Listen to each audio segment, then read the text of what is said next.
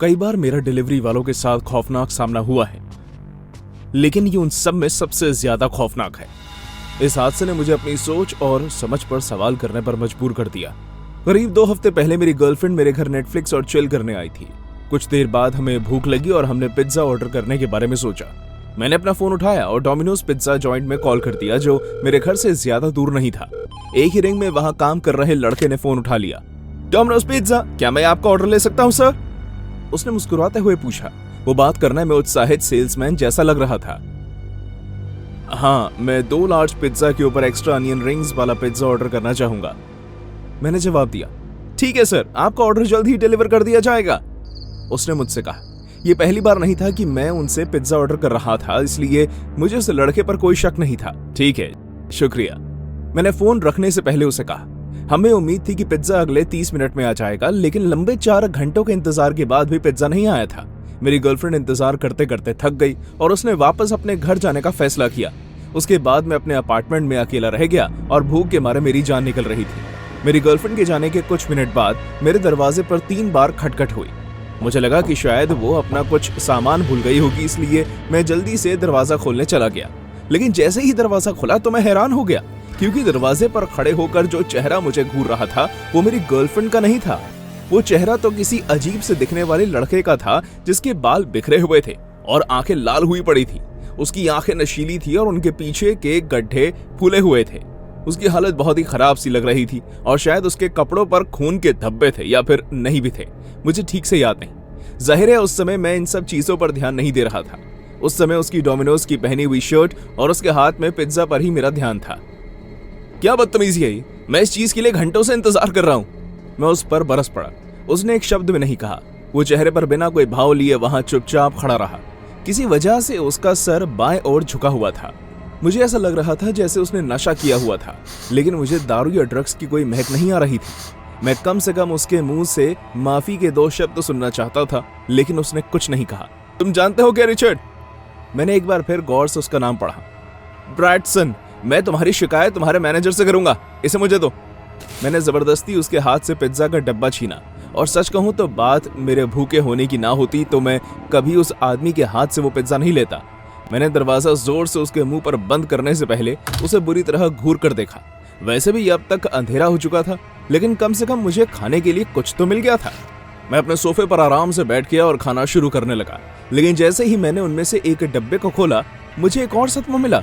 Pizza के एक slice में से किसी ने बड़ा स्लाइस खाया हुआ था। मैं बहुत गुस्से में था। मेरा मन कर रहा था जैसे मैं बेसबॉल का बैट लूं और उससे उस आदमी का सर फोड़ दूं या फिर उस पर गाड़ी चढ़ा दूं, लेकिन उस लड़के की किस्मत अच्छी थी, मेरे पास इनमें से कुछ भी करने की ताकत नहीं थी। मैंने उस पिज्जा के डब्बे को टेबल पर फेंका और हाथ में फोन पकड़ लिया। मैंने एक बार फिर डोमिनोज रेस्टोरेंट में फोन मिलाया, लेकिन पहले के मुकाबले इस बार फौरन किसी ने फोन नहीं उठाया। 5 से 6 बार रिंग होने के बाद किसी ने जाकर फोन उठाया। हेलो, मैं डोमिनोज से बात कर रहा हूँ, मैं आपकी कैसे मदद कर सकता हूँ? इस बार दूसरी तरफ से आ रही आवाज ज्यादा शांत और मैच्योर लग रही थी। हाँ, क्या प्लीज मेरी बात अपने मैनेजर से करवा सकते हैं? मैं उनसे मेरे ऑर्डर और उसके साथ दी गई डिलीवरी सर्विस के बारे में बात करना चाहता हूँ। मैं ही मैनेजर हूँ सर, क्या बात है बताइए, उस आदमी ने पूछा। मेरा पिज्जा 4 घंटे लेट डिलीवर किया गया और उसे देखकर लगता है कि किसी बेवकूफ ने उसे खाया है। ओह, ये तो बहुत गलत है। क्या आप उस डिलीवरी गाय का नाम जानते हैं? मैनेजर ने मुझसे पूछा। हाँ, उसका नाम रिचर्ड ब्रैंसन है। अचानक दूसरी तरफ से कोई आवाज आना बंद हो गई। मैं उस आदमी को सांस लेते हुए सुन सकता था, लेकिन वो कुछ बोल नहीं रहा था। हेलो, क्या आप अभी भी लाइन पर हैं? मैंने पूछा। हाँ, मैं यही हूँ। उसकी आवाज अचानक दबी हुई और रुक रुक कर आने लगी। मैं फौरन बता सकता था कि कुछ गड़बड़ है। आपको ये पिज्जा की डिलीवरी कब मिली? मैनेजर ने पूछा। रात के करीब 8:27 पर, मैंने जवाब दिया। एक बार फिर दूसरी तरफ से कोई आवाज नहीं आई। मैं जानना चाहता था कि आखिर हो क्या रहा है, लेकिन फिर भी मैंने इंतजार करने का फैसला किया। मैंने इंतजार करते समय टेबल पर रखे डब्बे से पिज्जा का एक स्लाइस उठाया और उसे खाने लगा। आखिरकार उसने बहुत ही दुख प्रकट करते हुए कहा, मैं माफी चाहता हूँ, लेकिन ऐसा नहीं हो सकता सर, रिचर्ड ब्रैंसन मर चुका है। उस आदमी ने मुझे जवाब दिया। फौरन मुझे एहसास हुआ कि मेरी गर्दन के पीछे के बाल डर के मारे खड़े हो गए। मुझे लगा कि शायद वो मुझसे मजाक कर रहा था या फिर मेरी टांग खींच रहा था। क्या बकवास है, मैं अभी 3 मिनट पहले उससे मिला था, मैंने जोर से कहा। मैं नहीं जानता कि मैं आपसे क्या कहूं सर, लेकिन ये खबर हर न्यूज चैनल पर है, आप खुद देख सकते हैं। वो आज दोपहर एक गाड़ी के हादसे में मारा गया। उसने आज तक एक भी ऑर्डर मिस नहीं किया था। हमारे लिए भी ये बहुत ही दुख की बात है, सच में। मैनेजर अब भी बात कर रहा था और मेरे हाथ से फोन नीचे हो गया, क्योंकि जैसे ही मैंने टीवी ऑन किया तो मेरे सामने खबरें थी। उसी लड़की की फोटो दिखाई जा रही थी जो कुछ मिनट पहले मेरे घर के बाहर खड़ा था। चारों ओर उसी की खबर थी। वो और उसके साथ 3 और लोग जिन पर इस हादसे का प्रभाव पड़ा था उसी वक्त मारे गए। मुझे ऐसा लग रहा था जैसे मैं पागल हो रहा हूँ। मैं अपने सोफे से उठा और तेजी से भागकर बाहर गया, लेकिन उसका कोई नामो निशान नहीं था। यहाँ तक कि मैं अंधेरी गली तक भी गया, लेकिन वो जा चुका था। मैं वापस अपने घर के अंदर घुस गया और मैंने दरवाजे पर ताला लगा दिया। मैं उस शाम की बात को याद करके परेशान हो चुका हूँ।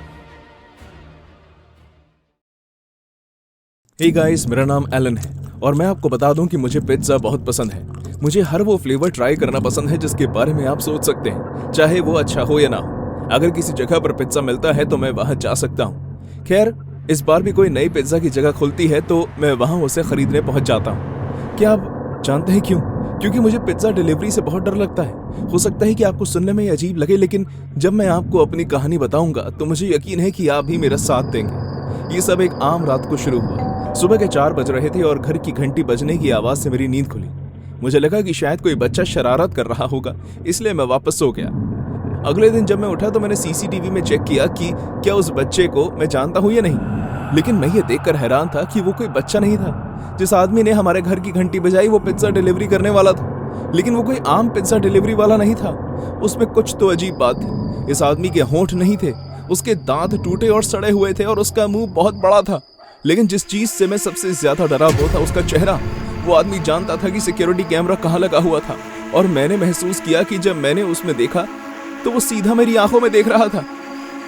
Pizza delivery. उन छोटे लेकिन भयानक शब्दों के बाद उसने पिज्जा वहां रखा और चला गया। जब मैं अपने घर के दरवाजे पर चेक करने गया तो वो पिज्जा अभी भी वहां था। मेरे अंदर इतनी हिम्मत थी कि मैं उसे खोलकर देख सकूं, और जब मैंने ऐसा किया तो मुझे उल्टी जैसा महसूस होने लगा।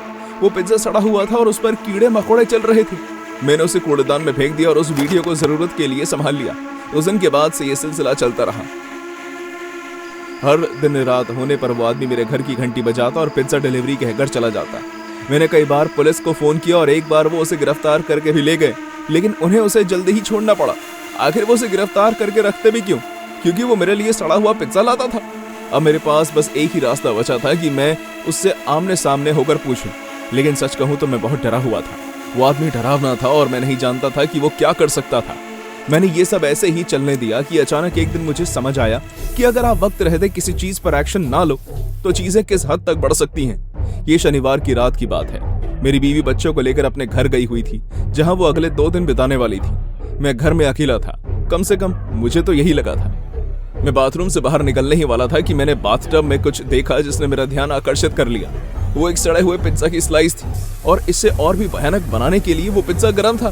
किसी ने हाल ही में उसे वहां रखा था। जब मैंने गौर किया तो मैंने देखा कि डाइनिंग रूम से कोई मुझे देख रहा था। मैं तेजी से बाथरूम के दरवाजे की ओर भागा और वो घुसपैठ मेरी तरफ, लेकिन मैं पहले दरवाजा बंद करने में सफल हो गया। दूसरी तरफ से कुछ देर तक जोर से खटखटाहट होती रही। वो जो भी था बाथरूम में आने के लिए बेताब था। मैं नहीं जानता था कि उसे क्या चाहिए या फिर वो क्या कर सकता था, लेकिन मैं ये सब जानना भी नहीं चाहता था।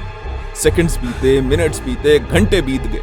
मैं बाथरूम से निकलकर वहां से भागना चाहता था, लेकिन मैं जानता था कि अगर मैंने ऐसा किया तो वो आदमी मुझे पकड़ सकता है। मैं डाइनिंग रूम में पैरों के चलने की आवाज सुन सकता था और मेरे घर से बाहर निकलने का बस वही एक रास्ता था।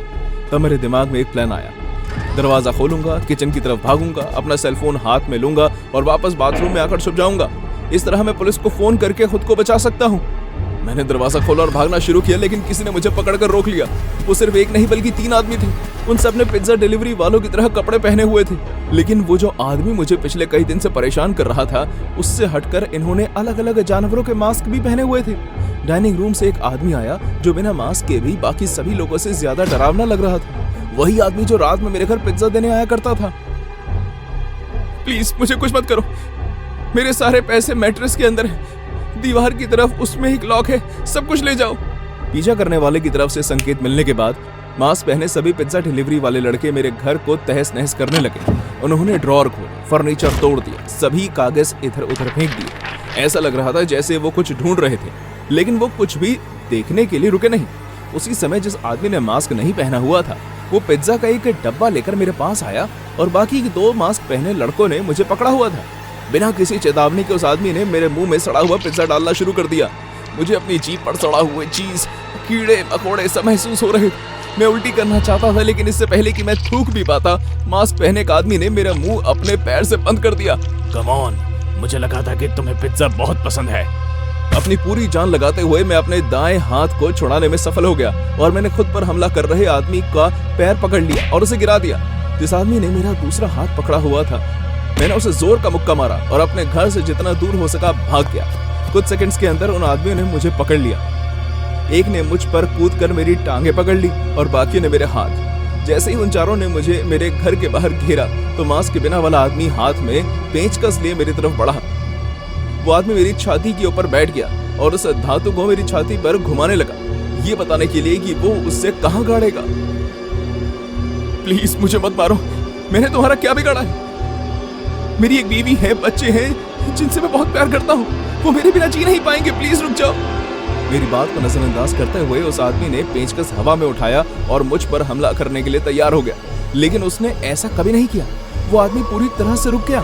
मेरी बात सुनकर नहीं, इसलिए क्योंकि उसके पीछे बहुत से पुलिस वाले गोली का निशाना लगाए खड़े थे।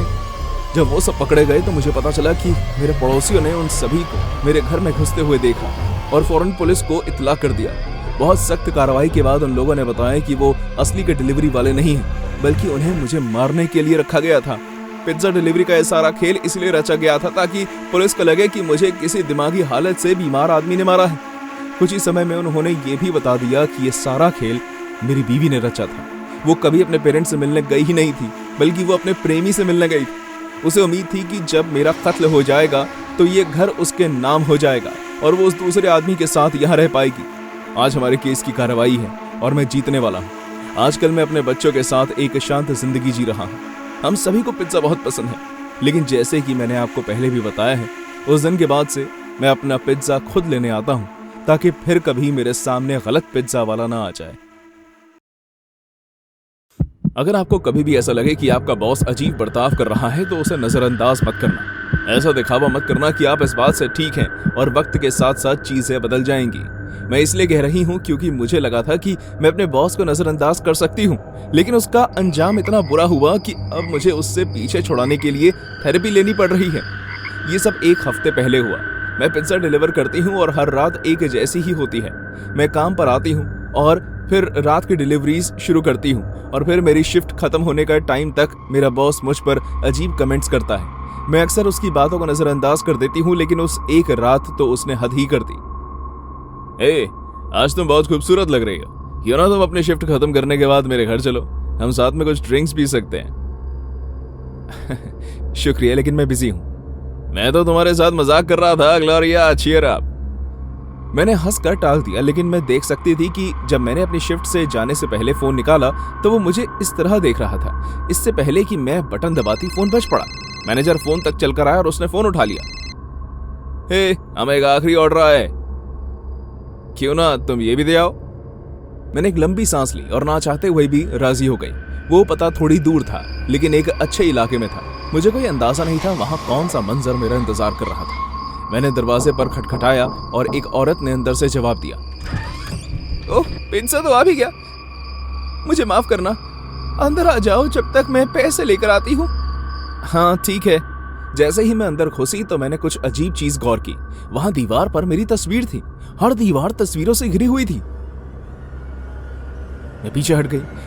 मुझे एहसास हुआ कि ये तस्वीरें सीसीटीवी फुटेज से ली गई थी जो मेरे बॉस ने कई समय पहले ऑफिस में लगवाए थे। क्या बकवास! इससे पहले कि मैं अपनी बात खत्म कर पाती, मैंने दरवाजे पर किसी के पैरों की आहट सुनी। वहां मेरा मैनेजर खड़ा था। अब सोच भी नहीं सकते कि जब वो वहां खड़ा था तो कितना डरावना लग रहा था। मेरी गाड़ी की हेडलाइट्स उसके अजीब से शरीर की परछाई बन रही थी। उसके हाथ साइड में लटक रहे थे जो उसकी बाकी बाजू से कई ज्यादा बड़े थे। उसकी गोल आंखें मुझे ही घूर रही थी और उसके चेहरे पर शैतानी मुस्कान थी। मैं चिल्लाने ही वाली थी, लेकिन अब भी मुझे कुछ उम्मीद थी, शायद वो मुझे बचाने आया हो। तुम यहाँ क्या कर रहे हो? तुमने हमेशा मुझे अस्वीकार किया है और अब मैं तुम्हें पा सकता हूँ। तुम्हें लगता है कि तुम मुझे नजरअंदाज कर सकती हो और बचकर निकल सकती हो?